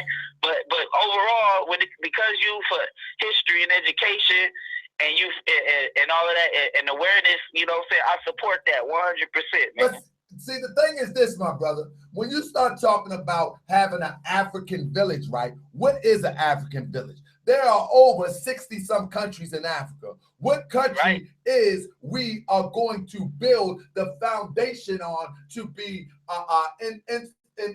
inspirational to our child? Do we have the African village? We have Little Sudan over this corner. Do we have Little Mali over this corner? Do we have Kemet over this corner? That's a bunch of confusion. You know what I mean? A very good question, too. I'm a Moorish American. We can have a Moorish village that's predicated upon the history of northwestern, southwestern shores of Africa, as well as the Moors that was here. But that's Arab influence. I don't know anything about I don't know anything about Persia or anything. But that's why we got to dig deeper than that.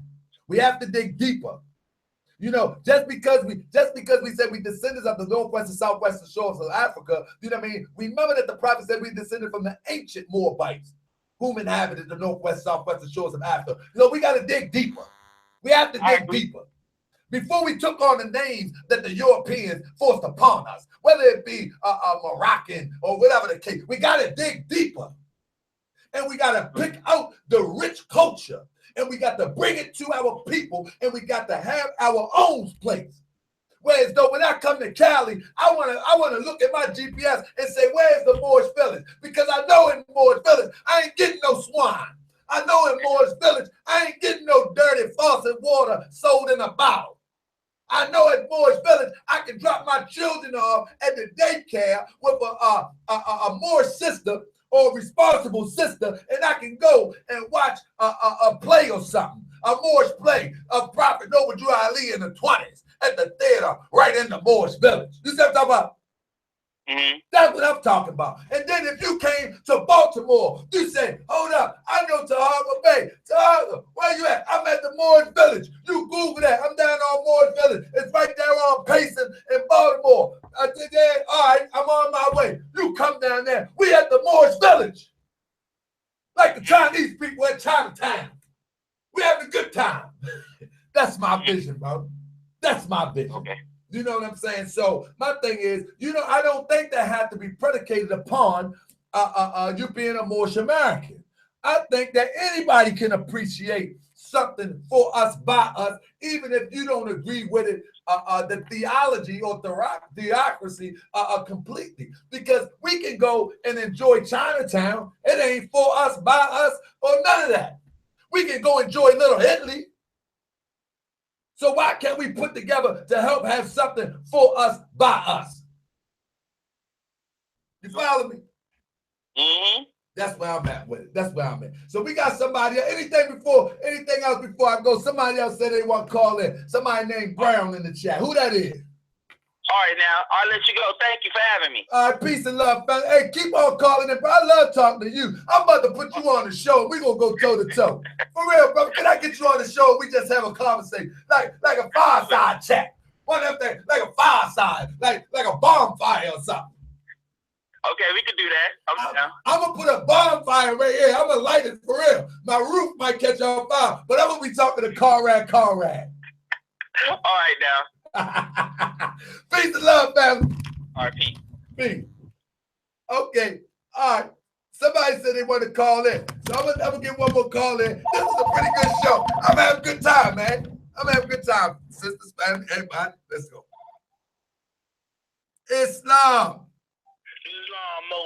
Islam, my brother. How you doing? Who I'm speaking with? Where you calling from? Islam, can you hear me? I can hear you well, brother. Who I'm talking with? Mo. Yes, sir. Can you hear me? Hold on. Can you hear me? Can you hear me, Mo? Yeah, can you hear me now, Mo? I can hear you well, brother. I can hear you well, brother. Talk to me. Who I'm talking with? Where you calling from? This is Brother Henderson Bay calling from Birmingham, Alabama.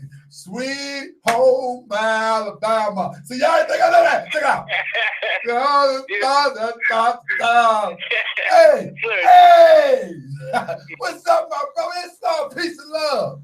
Peace and love always, brother, at all costs. Yes, sir. Don't talk to me. What's going on with you? It's not a whole lot, Mo. I enjoyed the night, Mo. I missed yesterday, part one, you know what I'm saying, Mo? But, you know, down here in Alabama, you know, we've been having a lot of Moors come to the temple, you know, Branch Temple number 12. You know, our grand governor is G. Gregory Bay. You know, we've been having a lot of brothers come to the temple that were Masons. And, you know, G. Gregory Bay been kind of going over everything with us. you know, as far as the Mason and the Moors are concerned, you know, and me being a Prince Hall affiliated Mason, right, you know, 32nd degree, you know, I'm pretty much like the brother you had on the line tonight. You know, when I came to the Moorish Science temple, you know, I figured out that, hey, I really don't need these 32 degrees that I got over here with the Masons. You understand what I'm saying, Mo? exactly. So, but the thing is, though, Mo, you know, life funny. You know, life, like, you know, the Father God, Allah, you know, He gonna take you where He wants to take you. You know, the Quran, the Circle 7 tells us there are no happiness. Law governs all events. Exactly. You know what I'm saying? All right. Well, because of the Masons, because of my affiliation with the Masons, because when I went to the Masonic, you know, lodge, they opened my eyes to the Moorish Science Temple. But when I got to the Moorish Science Temple, I was like, all right, I really don't need the Masons, but I'm gonna try to bring them over here with me. You know, the Masons have a strong history, you know, and you're right. Like a lot of the Europeans have really took over the Masonic order, you know, as we know it today. You see what I'm saying, Mo? Exactly. And, you know, and it is a stolen legacy. You know what I'm saying, Mo? It is stolen from us, and this is something that, you know, a lot of the Masons, you know, have to see, and this is something that a lot of people don't understand. You know, but Masonry is one of those old fraternities that, you know, everybody gets caught up in. They're like, you know, hey, I'm a Mason. That don't mean nothing once you find out what the prophet's talking about. Huh. Hey, brother, so that was the purpose of this show, that if we say we follow a holy and divine prophet, right, and we say we return to church and Christianity, we returning all this, because we don't need no more, per se. Yeah. I mean, in context, you understand, but keep it in context. Why do we want to hold on to other things? We got a holy and divine prophet. And he got everything that Masonry teaches in the Circle 7. You understand what I'm saying? Yes. A lot of these guys on the chat, you know, I was on the chat too, Mo. Oh, he's a 33rd. He's a 32nd. He's this. You understand what I'm saying? But Mo, let me tell you this, Mo. There's only one book that's important to the Masons, and that's that first ritual that got those first 3 degrees in them. I don't care if you're a 33rd, you could be a 47th for all I care. You still got to come back down to those 3 degrees if a brother on them 3 degrees, because if he ain't no 32nd Mason, you can't talk to him. But in the Moorish Science Temple of America, women, men, children, boys, girls, anybody could become a Moor. As long as you have that you're an Asiatic descent, you know what I'm saying? You can become a Moor. Absolutely. You know what I'm saying, Mo? Absolutely. And see, that's the thing. That's my thing. Can't anybody become a Mason? You must be initiated. What that is indicative of is that there is no free national standards right there. Exactly. You know what I'm saying? So if I have to be initiated into something, Freemasonry, then it's not available for the redemption and the salvation of my people at large. Why? No, it's not. And see, like, what I was trying to, you remember, I was the one that posted the question, asking him about Prince Hall and his affiliation. Prince Hall was the first Asiatic brother to be initiated into the Masonic order. That's right. But Prince Hall had to sneak and get his degrees, because in order to be a Mason back in those days, you had to be of 18 years of age and you had to be free of descent. That's what they do. That you had to be free of this. You had to be of free descent. They threw that in there to keep the brothers out the lodge. See what I'm saying, Mo? Yes, sir. Yes, sir. So that's my thing is, I'm going to tell you what I'm trying to do. I know brothers get mad at me, but let me tell you what I'm trying to do. And I hope y'all can hear me and hear me well. What I'm trying to do is this. I'm trying to get people to understand the more or not, that's on you. If you're watching this show, I'm telling you my intentions right now. My intentions right now is to inspire you, is to excite you about becoming a Moorish American Muslim. Don't think that I wear this fez all day, every day, because I don't. Sometimes I wear the wool cap. Sometimes I got that one, wool caps. I got caps all around the place. Sometimes, but the point of the matter is that I'm trying to tell people and teach people and promote our prophet, that people will be interested in understanding that the prophet has the answer for our problems today. Nobody is asking you to be some super religious as you understand it or understood it. I'm asking you to unite and learn about yourself, and everything else will fall into place. You don't have to try to be a Moorish American Muslim. You are already that. Now, once you know that, we can move forward in one accord. And brother, stay on the line. Chinese people, I always use them as example because they are fruitful. They are all over the place in China. Mm-hmm. Man, Chinese people, they got one thing that glues them together. No, it's not. And no, it's not that phenotype of them eyes. It's not that. Then check this out, boy. This is what I hear a lot of brothers with. You know, down here in Alabama, you know, we dirty South down here, so we get dirty, folks. But you know, it's like, how can we call them Chinese people? Then we call the Arabics, you know, Arabians. You know, we call the Mexicans, but when it comes to the European and the Asiatic, we call ourselves black. Exactly. You know what? And that's crazy. The thing is this. I'm going to tell you something, brother. One thing I would want to do is just, brother, come hang out with me. If I come to your city and I bring Drew Ali Moores and we do some lectures there, come hang out with me. I got you, Mo. And you know that I'm real.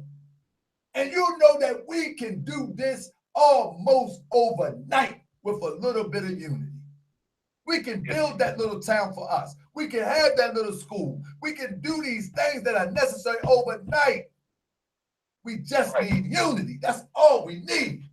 We need to stop choosing other over ourselves. Period, point blank. You don't even, you know what? You can even say, listen, I want to just come and listen.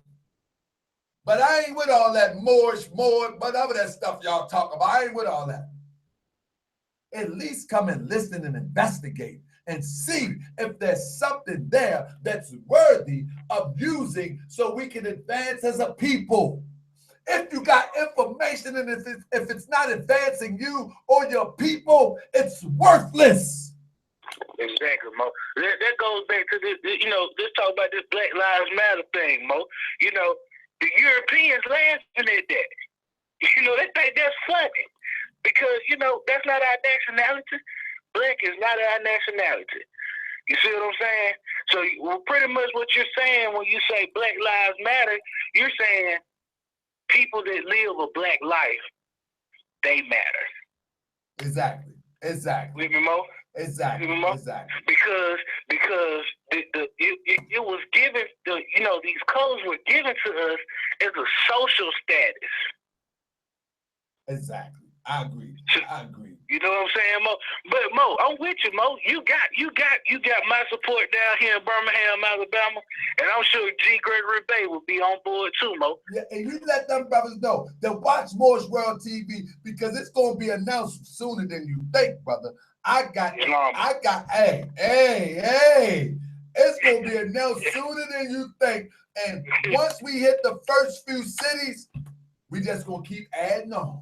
And we're going to try, by fall, we're going to try to hit all the major cities where we can get our people talking to one another and get them motivated. Because all of these other organizations that say they are for our people, they are literally for themselves. The Prophet Noble Ali, whether you was in the temple or not in the temple, he gave jobs to everybody who needed it.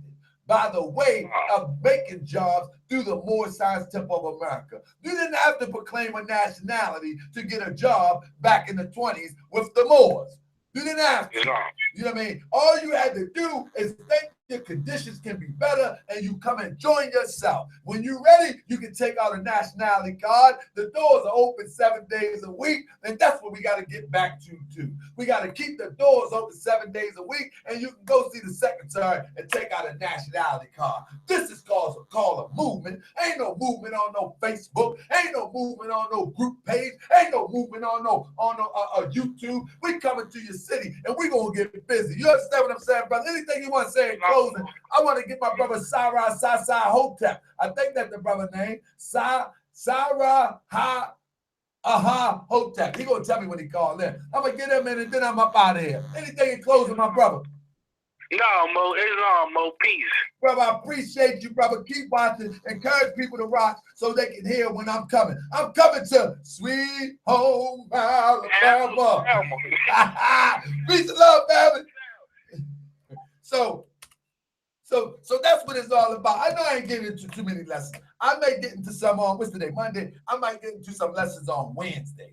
If y'all in the chat, I'm asking y'all to support the GoFundMe. It will be at the bottom of the description of this video, and I'm gonna put it in the chat right now. Support that. We can use $5, $6, $7, $8. It don't matter.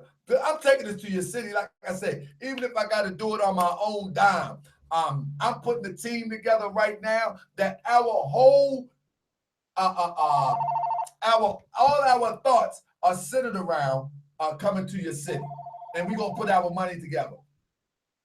It's not family. Who I'm speaking with? Hey brother, let me say this. Let me apologize because I put that scimitar on your name. No. I know you do everything with a little bit of passion and style. That's okay. Yes, sir, my brother. Talk to me. Where you calling from? Connecticut, Hartford, Connecticut. Okay. I'm trying to think. Connecticut. I can't think of nothing but Mike Tyson Mansion out there somewhere. Without. I can't think of that now. I ain't got no song for that one. I'll make one. But talk to me, brother. All right. This is my question for you, right? I'm going to bring you back into the past for a minute, and I want you to just think about it and answer it to the best of your ability. Oh, most definitely. I like this part. Let me say this, family. I like this part. This is what makes Moorish World TV so unique, because I don't know what he about to say. Brother, I remember when you was homeless back in 87. That wasn't me. I was too young. But I don't know. But let me tell you something. Another thing, family. Listen, I am creating another channel. Real quick, brother. I'm creating another channel. It's called Tahaka Bay Live. On this channel, we are going to be talking about the issues that we are faced with every day, the homosexual overtones of hip hop. We're going to be talking about what happens in the political arena as it relates to what affects us. And I'm going to say it from a perspective of Tahaka Bay, which means when I go out on the streets of Baltimore and I talk to people, I don't always use the Moorish vernacular. I don't use foul language. I don't use corrupt terms, but I don't always use Moorish vernacular. So we're going to have a sidebar chat. Tahaka Bay Live is all about. That's coming to you real soon. But come on, my brother, talk to me. I'll be looking forward to that, and I'm gonna subscribe to that. I'm about to put the link right now to the channel. I only got 2 videos up, but I'm about to put the link right now in the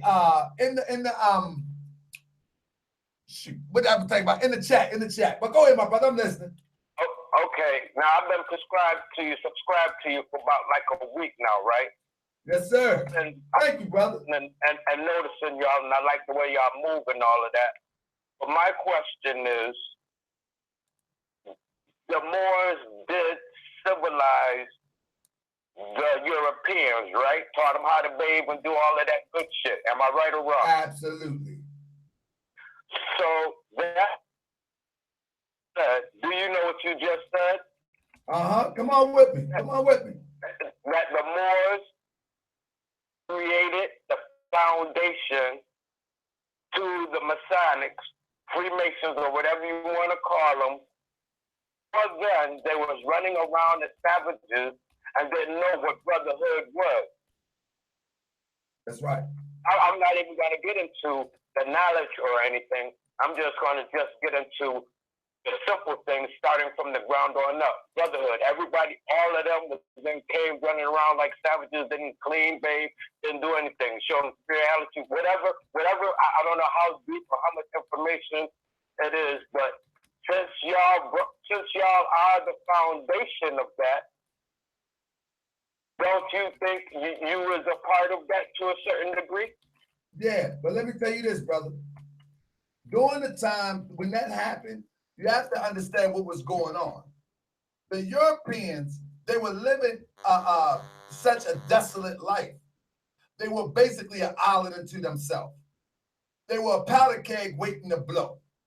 They were an incubator of diseases. There was an incubator of things that could actually slaughter humanity as a whole if it got out of hand. So what did the Moors do? Why did the Moors civilize them? People would say, well, why did the Moors give them information? Why? No, what I'm saying is why the Moors is not Moors, since they was the foundation and the Freemasonry Lodge, since they is the ones who taught the brotherhood. That's all you hear the Freemasons say. It's all about brotherhood, but they never mention that they learned it going way back then from the Moors. And they're not going to mention it. The only thing they did was rename it, resell it, and made it more, I don't know, more where it's not just, and I know you're going to hate this part. No, I'm not. I'm going to keep on saying black, and you want to know. No, you all right, brother. Brother, let me tell you something. You don't love me say black. I don't get all bent out of shape about that. We still brothers, but this is what it is with y'all. Y'all keep on getting black Trump. What I'm saying is that doesn't matter to me at this point. I'm trying to get to your point. I ain't tripping off you call yourself black. You my brother. So why is it more Moors, since y'all practically started it? Y'all gave them the foundation. Right. Y'all had to be up in there. You say y'all never was up in there. I believe y'all had to give them the foundation to show them brotherly love and all of that. A lot of people act like it was the Moors act like they never was part of that. I don't do that, brother. I don't do that. Okay. I don't do that. The Prophet Obadiah Ali said that we have civilized the world. I said that on the last show. I read what the Prophet Obadiah Ali said. We civilized the world. Right. It's not. So, brother, let me ask you a question. Where are you from? Man. You from Connecticut. From Connecticut. By the way of what? You was born in Connecticut and that's all you know thus far? No. My family's from Alabama. Okay, from Alabama. Okay, before then, where were your ancestors and forefathers from? The motherland. All right, here we go. Now check this out. If you subscribe to that and you believe or understand that you could possibly be descendants of those who were put into slavery, you and I are one people, regardless of what you want to say, regardless of what I want to say. Regardless if you call yourself black or I call myself Moorish, we are the same people. I agree.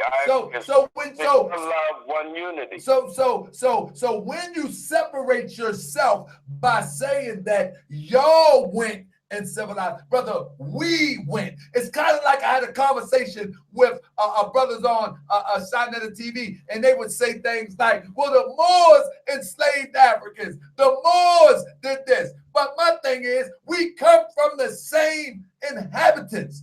If you are descendants of slaves, whether you call yourself Moors or not, if you are descendants of the slave trade or a product of the slave trade, whether abroad or here, a product of the slave trade, guess what? We are the same people. So when you say the Moors did it, you did it too. I agree. I was just making sure we was on the same page. We're definitely on the same page. My thing is this, my brother. The reason why it was done is the principal answer.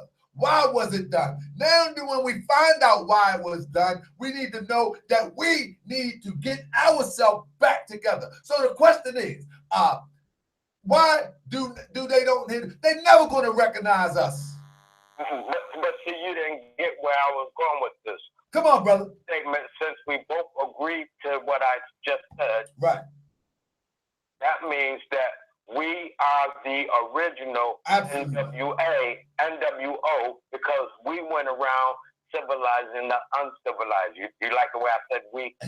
There we go, brother. There you go, brother. Because them brothers get me when they do that, brother. Not you, but when that brother say the Moors did this and the Moors, you are the same bloodline.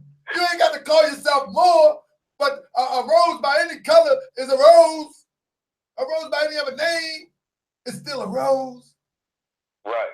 It's us. We need to fix us. That's the thing, brother. We need to fix us. And the only thing that's going to fix us is unity. We got to stop being so critical when somebody call himself a Moor, or somebody call himself black, or somebody call himself African American. We have to stop being so critical and try to perpetuate unity. That's going to change the whole dynamic. Love is the savior of the world, spoken by the prophet Noble Ali. I got to love you regardless of what you call yourself or how you carry yourself. Right. That's why everybody loved Marcus Garvey, because he made the flag for one nation, for Moors, blacks, or whatever you want to call us, melanated people, Nubian beings. No matter what, we are the original supreme beings of this planet, the creator, the ruler of all. That's it. There's no question. I don't care what you belong to, what you believe in. At the end of the day, that's what it boils down to. Exactly.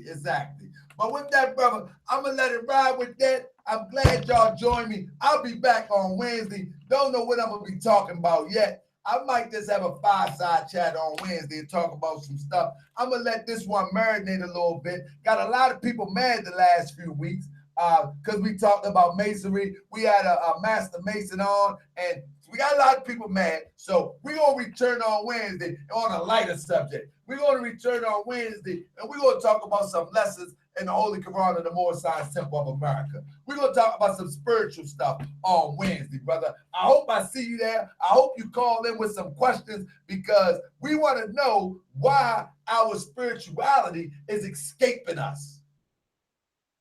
It's escaping us. You understand what I'm saying? The reason why it is escaping us is because they want us to feel inferior, and they want to feel superior. So what they do is send subliminal messages, and we are born gods and goddesses, and they try and program us to be less. Now, unless you are aware of everything and of your area and your surroundings, you will not be aware of this, and you'll just stay stuck into whatever they feed you. Well, I tell you what, brother, come Wednesday, I'm going to give some powerful degrees coming out this questionnaire. And coming out this Quran, I'll probably have a few people on. My brother Talik Ill, hopefully he'll be able to come on, and we're going to break down some of these breeds, and we're going to get spiritual up in here. Like I said, family, go and subscribe to the New Tahal Debate channel. I'm going to be turned up in a couple of weeks. I'm waiting for the subscribers to build up so y'all can get alerts. If you are subscribed to this channel, always push the thumbs up, because them haters come in, man, and people be thinking that the show ain't jumping. Oh, it's jumping. But them haters come in, they start hitting that thumbs down. You know what I mean? People look at that, and we got to teach our people. We got to get the word out. So, brother, I appreciate you calling, all right? All right, thanks for letting me call on them. Absolutely, brother. I want you calling anytime, brother. This show is different than all type of shows. This show is for the people. That's what it is. That's what I love. Peace and love, family. So, family, I appreciate y'all. I definitely appreciate y'all. And we're going to do this again on Wednesday. We're going to talk about some lessons in the Holy Quran of the Moorish Science Temple of America. I promise. I don't care what comes up. I don't care if it's 5 people in the chat. We're going to raise the ethers up in here, as we say in the Moorish Science Temple of America. We're going to raise the ethers. We're going to take it up. We're going to talk about the lessons of the Moorish Science Temple of America, uncut raw. I want those who up in here to call in if you want to. If you got any questions, we're going to take these lessons up high. I think what I'm going to talk about is between the soul of man as well as the degree of love. Breaking down what love is, divine love. I think I'm going to go in between there somewhere, because within the soul of man, we'll start to understand that if we can power our soul towards positivity, our life will be going in that direction effortlessly. So a lot of people study a lot of stuff. Masons, they will study all of these degrees. They do all this type of stuff, you know what I mean? Pop locking and all that type of stuff, right? But at the same time, they don't have good character as it relates to the teachings of the Prophet Noble Drew Ali. So being a Moor and a Mason without good character, what is that? What is that? You know, so all of this, pop lock, they pop lock like that. They rerun. They doing nunchucks. They throwing nunchucks and everything. You know what I mean? But where's the character? A 33rd degree Mason cussing people out on Facebook, cussing people. I mean, just acting a plumb fool.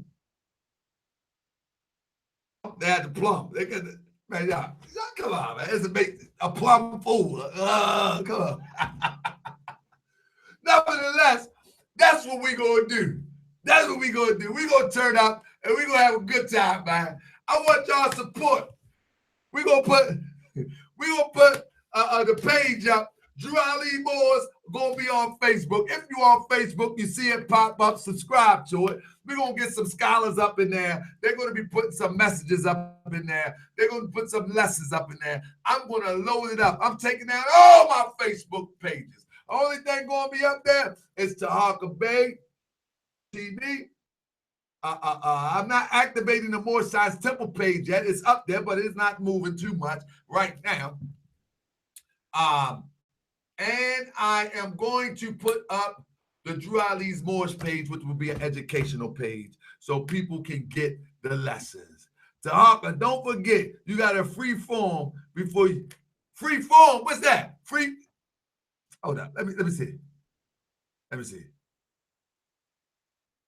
Y'all want to hear my new song? You talking about Free Flow? Let's see if y'all, let's see. This is the new joint. Here we go. I'm going to give y'all a sample. I'm going to give y'all. Y'all ready for that? Y'all want a sample?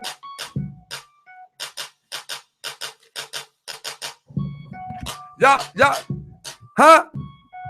Hey, let me turn up this. Tell me if y'all can hear this. Hey, hey,